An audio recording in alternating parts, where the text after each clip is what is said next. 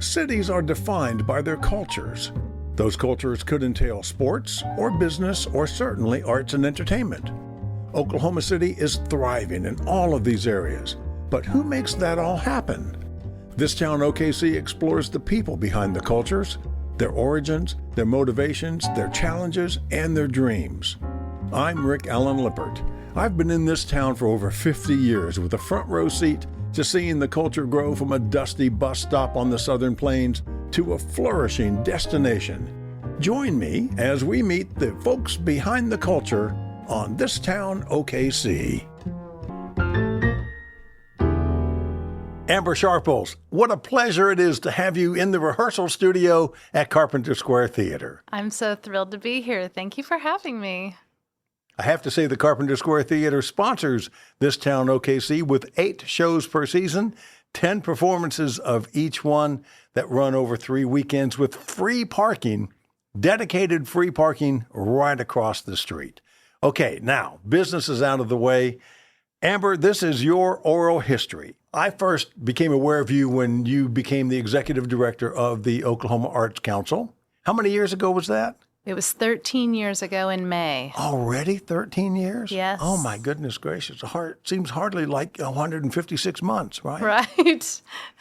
And we'll get to that in a bit, but let's start with, where are you from? Well, I'm originally from Tulsa, Oklahoma. I'm a T-towner. Okay. All right. And how long were you there? I was born and raised in Tulsa until I was 18. I grew up near Tally's Cafe on Route 66. So I'm a Route 66 kid. All right. I love it. Went to which high school? I went to Memorial. Okay. I was supposed to go to Nathan Hale, but I ended up transferring to Memorial High. And then college? Oh, well, before you get to college, what were your interests in high school? Well, actually, I was a science and math kid. And that might surprise people who are talking to in the arts world. No, it doesn't surprise me. But I was actually an arts and math kid. I had planned on being pre-med, and I was a big sports aficionado. I played volleyball, softball, basketball pretty competitively. Good. And really didn't have a lot of arts experiences until much older. And so I came to the arts sector kind of on the tail end of my education. So that might surprise people. So in the sports world of high school, any championships on your resume? No, Memorial, the boys' basketball was really good. The girls, we weren't really competitive, but we really loved playing. And that's really what it's about. That is true. It gives you a lot of discipline, gives you a sense of community, working collaboratively, collectively for a common purpose. And we really enjoyed it. But yeah, I was not going to get that college scholarship, so I had to kind of be creative on educational funding. So now that you brought up college, where did you go? I ended up starting at Oklahoma Baptist University for the first year and a half as a science and biology major. And then I ended up transferring mid-year in my sophomore year to OU, to the University of Oklahoma. Okay. And what major there? I started off in the sciences and then eventually moved into psychology and had art history and Spanish as my undergrad minors. Okay, so that's a pretty big shift. Yes. What happened? When I was at OBU, I was a generalist in terms of my major because I wanted to be pre-med. When I moved to OU mid-year of my sophomore year, I was trying to stay on track to graduate in time. But I didn't like that OU had, you had to specialize. You had to be a microbiology major. You had to choose a different kind of pathway. And I really loved the general sciences. I also went from a small school, small liberal arts university, to a very large one. And those shifts really kind of, it took me a while to acclimate to that educational setting and for me to thrive there. So I ended up eventually getting into psych. But still...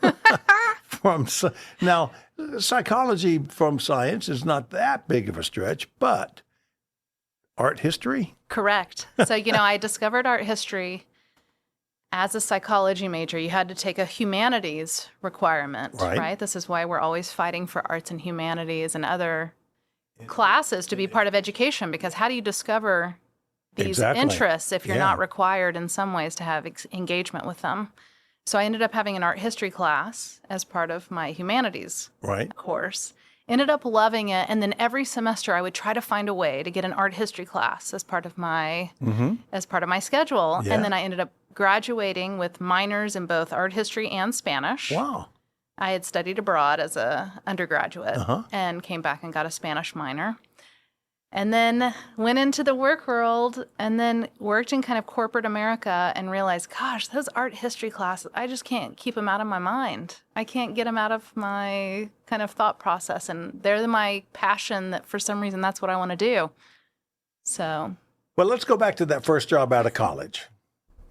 Or before we even get out of college, anything spectacular about college? Did you excel and win any awards of any kind? Oh, I actually discovered this. My mom was cleaning out her shed in the last month, and I got honorable mention for best psychology student at OU. Very nice. I don't know. I got a little certificate, but no cash. So, hey, sometimes that pays off. I'm sure it was on your first job resume. Right. It's not on there anymore, but yes. Right.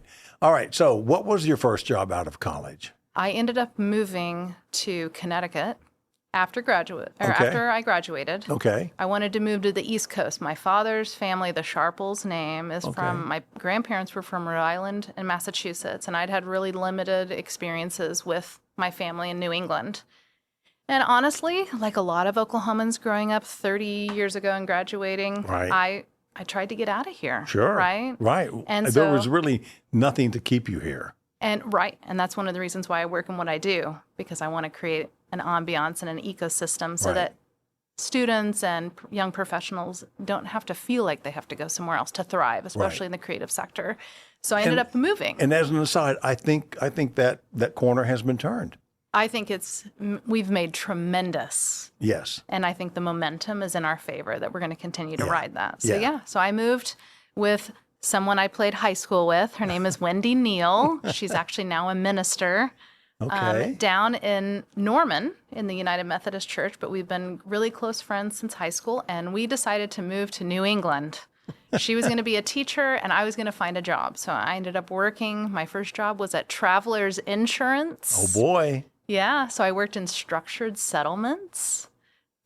So when you get hurt, if you have a workers' compensation, and you have a settlement, it can be put into an annuity, and this is to safeguard those funds for your medical needs for the long term. Well, it may not sound like it actually applies to my current job, but the job that I was doing was in the marketing area with structured settlements. So we were working in marketing, working with lobbyists, working with entities that had to do with policy, and these are all tools and information that I use today. Yeah.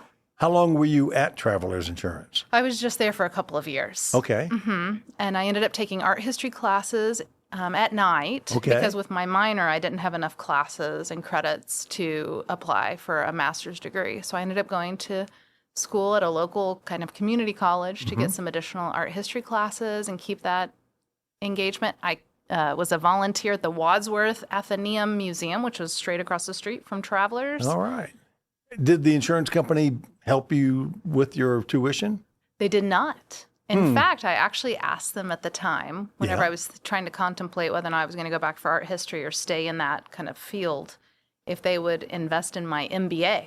Right. Because I wanted to get a master's in business administration. I knew I needed to understand kind of the business side of things to thrive, no matter what sector. Yeah. And that wasn't something that they met me with, so I ended up deciding I need to come home.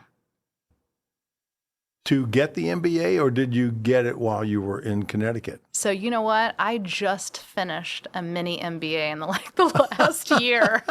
Like all things, we have to be tenacious. That took a while. It did. Well, and I can tell you the story about that too. But yes. I'd like to hear. And the reason I ask is I went back and got my master's in creative writing. My bachelor's is in broadcasting. But when I went back, they didn't count many of my graduate hours that I had accumulated over the years because I just kept taking the same screenwriting class over and over and over again. They changed the name of it. I had worked at the city of Oklahoma City, and they paid for my tuition. Oh, that's great. As long as I wasn't on a degree track. They didn't want to use tax dollars to invest in that. invest in unless me you're- for me to leave. And I came to understand that. But the thing is, any hours over 10 years were no good anymore. So I ended up basically starting over Wow. Makes because it had been difficult. so many years since I had started. Mm-hmm. So tell me why did it take you so long to get your MBA? So And I'm sure it's not because you're a lazy No. student.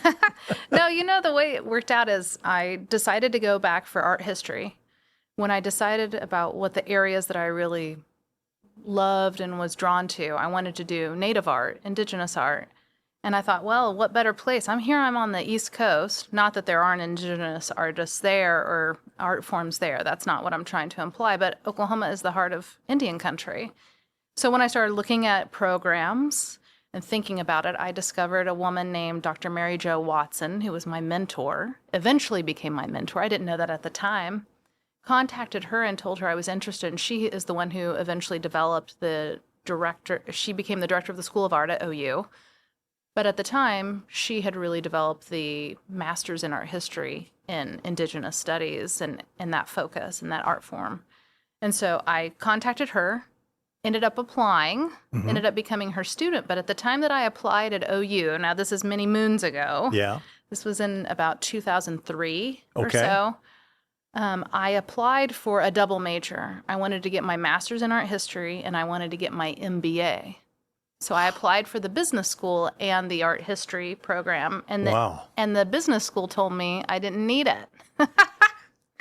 It's so interesting. Now I run a state arts agency. And I think at the time that was just kind of some archaic thinking.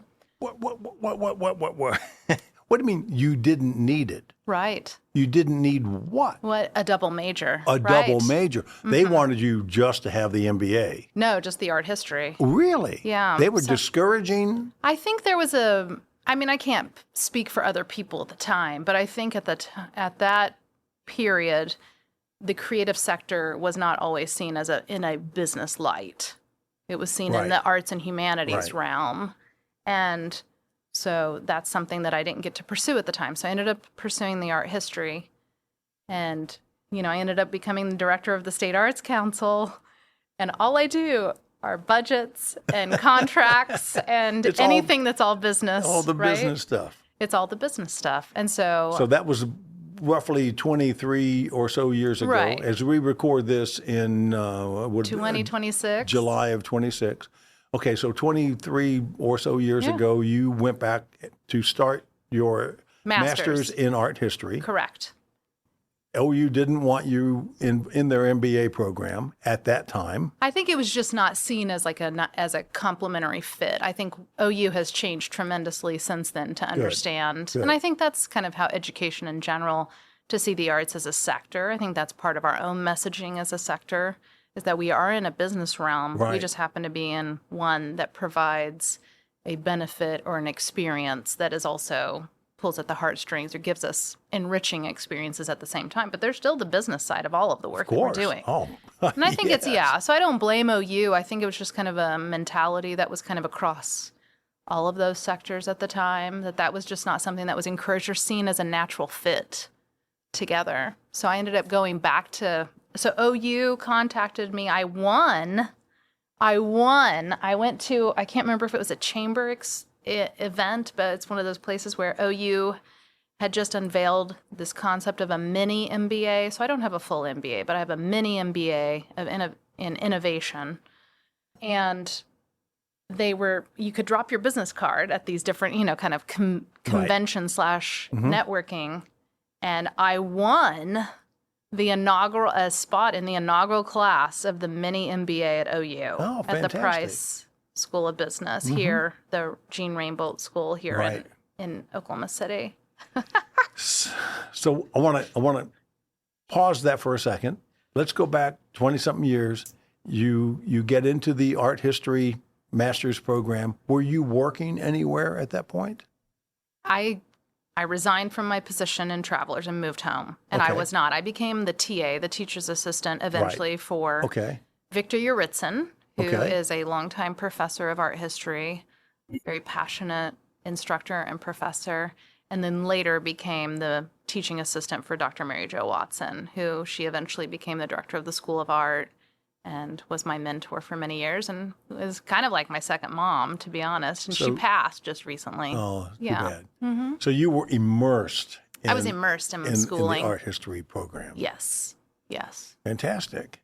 So what happened after you got that master's degree?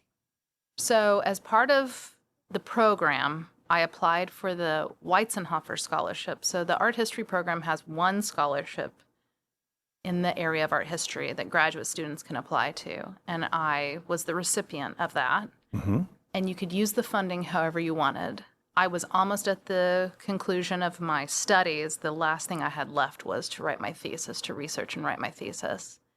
My area of expertise, since I focused on native indigenous art of North America, was Mexico, the U.S., and Canada. And at the time, when you first start in a master's program, you're more of a generalist, even though you have an area of art history. And I decided to do my master's my thesis and focus on Aztec art. So what better way to do that than go to Mexico? Exactly. So I had this funding. The Spanish came in handy at that point. So I had a Spanish minor. I had studied abroad as an undergraduate at OU in Spain. I had studied abroad for a semester in Valencia and taken studio art classes for fun, which was really enriching as a psych student to be able to have that experience. So I decided I had a base enough of Spanish that I could do some decent reading and research. And I ended up going to Mexico, doing my research. I was supposed to be there for 3 months, and I ended up staying 3 years. You must have liked it. I loved it. I loved Mexico. I still do. Do you go back? I do. I ended up, over time, my first husband is actually from Mexico City. Okay. And we have our son, who's now 14. Okay. So his family is always my family. And, some of the fun work that I get to do in the role of being the head of the State Arts Council is that I work and build relationships with key entities. And so I've had a really fun time meeting the former consulate out of Little Rock, Arkansas. And then I'm currently working with the current consulate now that Oklahoma City has a Mexican consulate. So they're just up the street. And they're right up the street. So I've had a lot of fun continuing to cultivate those relationships and look for ways that Oklahoma artists can thrive in Mexico, and also looking at ways that we can showcase and bring access to Oklahomans to other art forms and greater understanding. Art is a very powerful tool in diplomacy and understanding and building a great environment. So that it's been fun to see how all these little pieces of the puzzle kind of create a master picture of relationships. So your 3 years, your 3 month 3 to months 3 year residency in Mexico finally comes to an end. You defend your thesis, you write and then defend your thesis, I assume, successfully. Yes, I ended up defending and writing my thesis in just a few months, and then I ended up working in Mexico. So I finished my master's degree, and then I didn't want to leave Mexico. So that's why it turned into 3 years. That's how I turned into. So I ended up working at the U.S.-Mexico Foundation for Culture, which at the time, it doesn't exist anymore, but it was a nonprofit that was affiliated with the U.S. Embassy in Mexico City. It was a nonprofit arm that helped with diplomacy and gave opportunities for American artists to have experiences in Mexico and Mexican artists to have experiences in the United States. Nice. And we did a lot of performing arts. Yeah. Which we went to APAP in New York. Wow. We had a showcase of Mexican artists in New York at APAP. And then we also had a program in Mexico City called Gateway to the Americas. We also were the affiliate nonprofit that worked with the President's Committee on the Arts and Humanities and did Coming Up Taller, which was a program previously under the Bush administration, and I'm sure it existed before that. But it really was about engagement and understanding between the United States and China and Mexico were the kind of 3 entities, countries that worked in this. So I worked in that. I did public relations as the only American at the U.S.-Mexico Foundation for Culture. It was a lot of fun. 2 different governments, 2 different languages, 2 different cultures. The complexity, yet the beauty of art that could somehow dissolve all the pieces that maybe just didn't always intertwine, easily. Arts were just such a powerful tool. Wow. Such a great bridge. So when did you return stateside? I ended up coming home in December of 2006. Okay. And then what did you do then? So I ended up Mary Jo Watson. It's all full circle. It's an all full circle moment. I was working in Mexico still, but things had kind of gotten a little bit politically complex and a little bit full of tension at the time. Felipe Calderón was about to win the presidency in Mexico. This is when the Fox administration was finishing up. And there were some complexities about being an American in Mexico at the time. And I started to feel kind of some shifts. And I had stayed in touch with Mary Jo Watson, who was still at OU, my mentor. And she emailed me and said that her friend, Betty Price, yes, the I know former Betty. longtime director know Betty well. of the Oklahoma Arts Council, was looking for a visual arts director. And did she have any recommendations? And so Mary Jo said, when you come home for Thanksgiving in November of 2006, you should go and meet with Betty. So this was whenever you used to do like all the emails. I emailed and said, I'm coming home for Thanksgiving. I went to Tulsa, where my family's from, ended up borrowing my parents' car, driving over to Oklahoma City to meet with a woman who I had no idea who she was. Who is Betty Price? Right. I don't know. I didn't know, and I didn't understand the giant whose presence I was in front of. Right.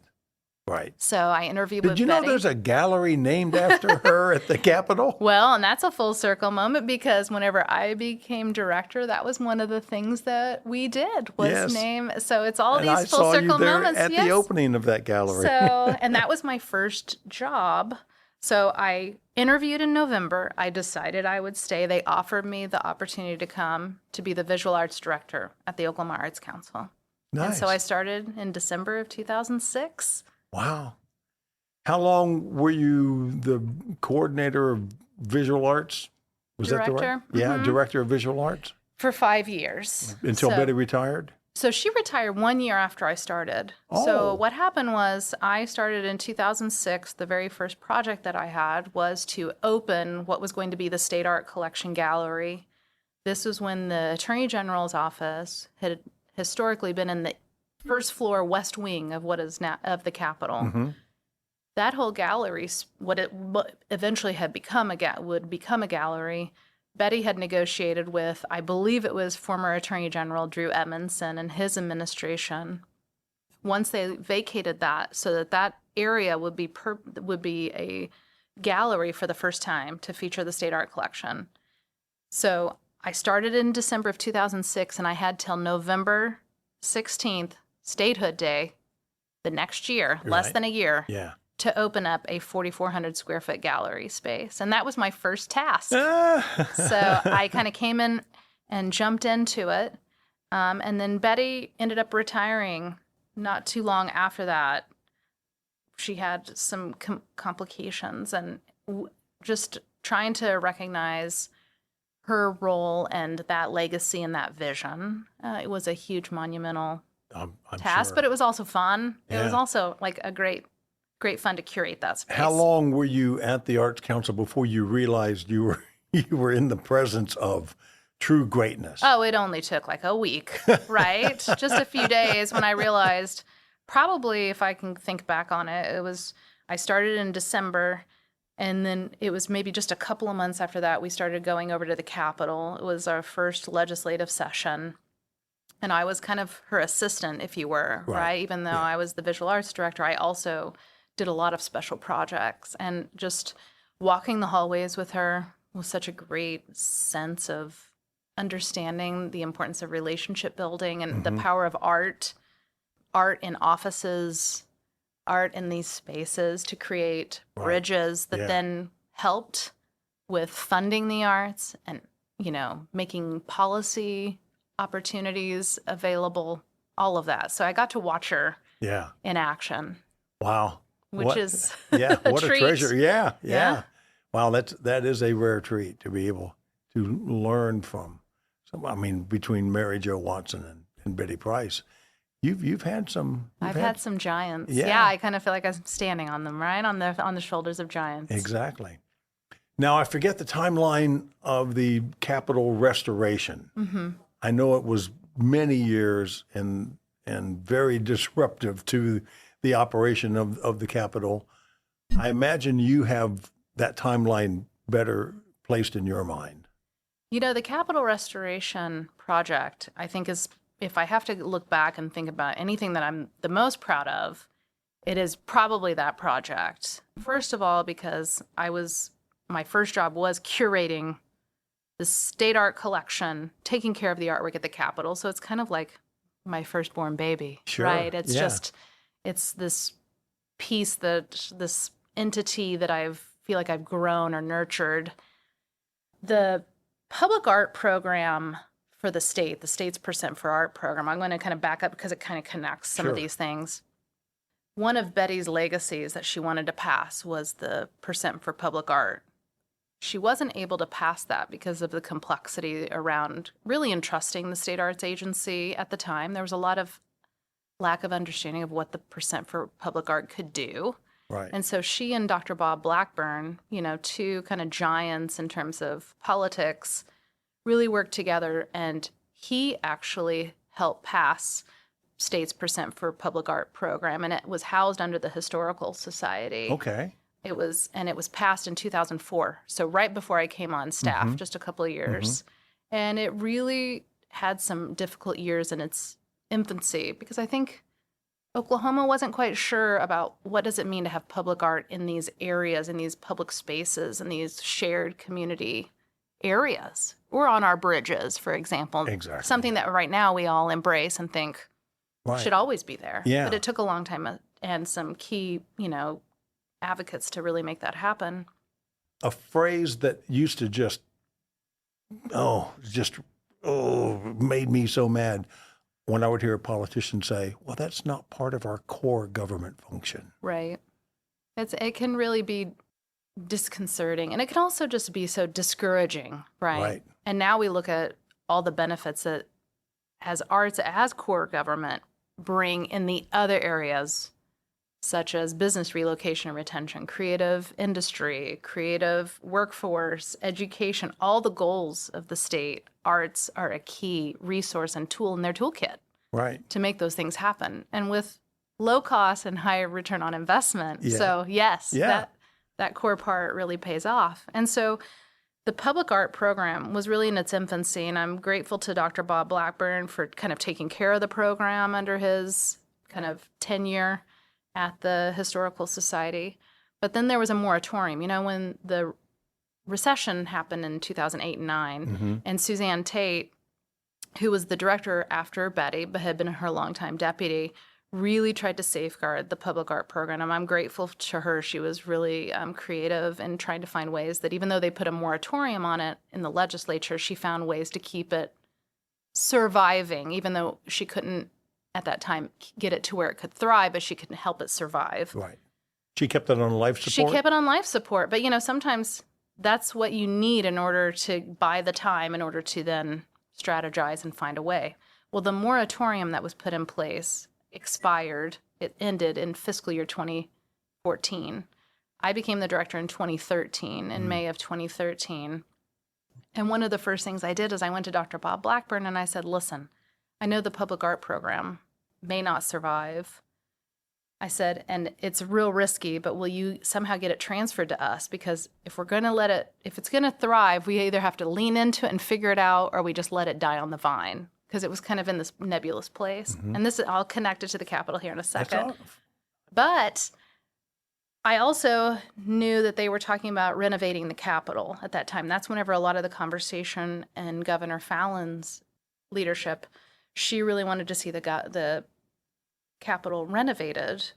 And so knowing that was going to happen, I knew it was going to potentially initiate the public art program. Well, if there's any place that's going to make the case that public art is valuable, it's our state's Capitol. Yes. And so kind of those things aligned so that the Capitol conversation was happening about renovating, And we ended up transferring the capital or the percent for public art to our agency in 2015, Nice. legislatively in House Bill Nice. 1824. Thank you, Representative Scott Martin from Norman. I'm just going to put out that shout out because he went out on a limb for us. And because of that, I knew that the Capitol was going to be our major first public art project. And so those renovations, the discussions started having in 2016, 2017, we started moving all the artwork out. And so we ended up getting $1 million for the Capitol public art project, which sounds like a lot of money, but think about this. This is the huge building. Right. Yeah. It's a lot of money until you need to spend it. Yes. And you need to preserve and take care of some pieces. But the long-term or, short-term kind of summary of this is that the State Arts Council had always been taking care of the Capitol artwork for decades. Right. Cultivating pieces, taking care of them. And this was our opportunity to take everything out of the building that literally wasn't adhered to the walls and rethink how that artwork was presented, to make a master curatorial plan, to preserve the works that really needed some preservation. And then we were also able to commission approximately 20 new works to fill out stories and areas to really talk about the state. So that was a multi-year, 6-year plus project. That ended up so fantastic. What a beautiful, beautiful Capitol we have, not just in the building, but in the art that adorns the walls. It is phenomenal. Well, thank you. Our team did a phenomenal job. Yes, they did. We kind of had this motto of everybody needs to come to the Capitol and see their story, their community. How do we make sure every Oklahoman feels like it's their house? Right. It's the people's art and the people's house. And so that was kind of our charge. How do we do this? I know I'm always thrilled when I'm there for whatever reason to see busloads of kids from all 4 corners of the state. It's really remarkable. We ended up reinstating our Capitol Art field trip grant. Good. So that we can pay for the gasoline and the bus driver, any additional costs that schools may incur in order to get kids from all over the state to the Capitol building. We want them to see it. So important. To teach our history, but also we get to teach them about art. Yes. Right? Yeah. And have great pride in the building.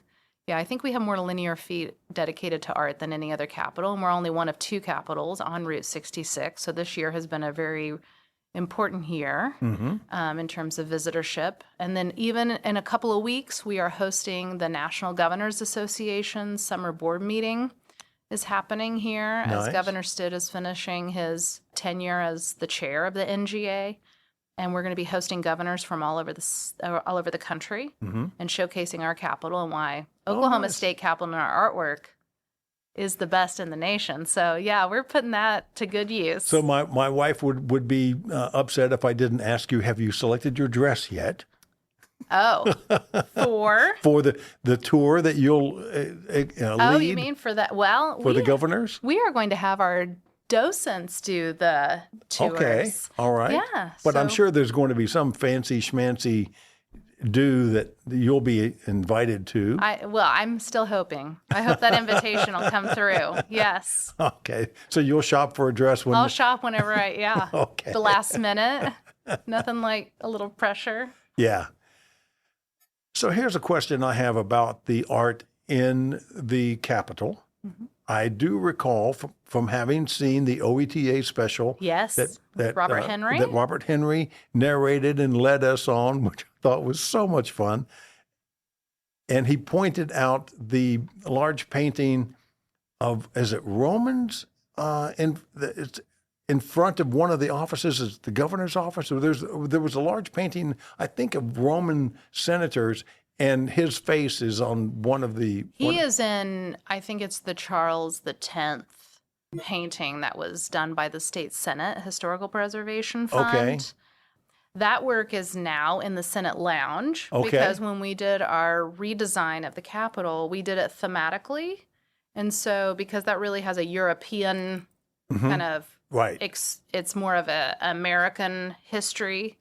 we tried to showcase as much of the Oklahoma history in the public areas, and that one is a very regal piece, but it is now in the Senate lounge. Okay, all right. And part of that area. Yeah. But yeah, I mean, and that's, Robert Henry is such a, I just talked to him just the other day. Yeah?